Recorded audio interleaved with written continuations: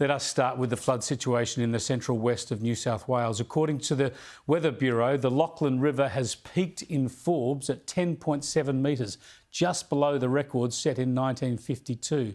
Around 1,000 people have been evacuated from the town, with the SES conducting 12 rescues over the past 24 hours. Let's bring in again Phyllis Miller, the Mayor of Forbes. Good to talk to you again, Phyllis. Great news to hear that the flood has peaked, but the damage, of course, is severe. Well, it is, Chris, and we're so excited that our river is steady, and that indicates that we have reached our peak. There is some receding of waters throughout the CBD. The more this happens, the more excited we get, and we get into recovery mode. And we had great news today that there'll be 200 RDF people on the ground around Forbes in the next 24 hours. Yeah, and that's when you're going to need it, right? As those waters start to subside, that's when you've got to start the recovery and the repair. It's an ugly, smelly and heartbreaking business. Tell us about the Wyangala Dam and whether or not that should be raised 10 metres so that it can actually be a flood mitigation dam.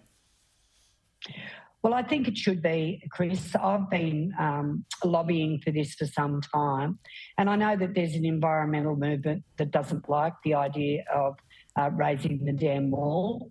But if you look at the damage that's happening to our environment with these floodings, it's enormous.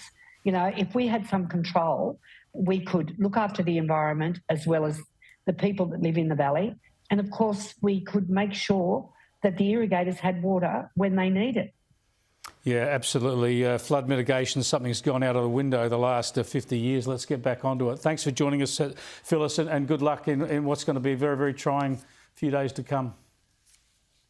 Thank you, Chris. That's Phyllis Miller, the Mayor of Forbes.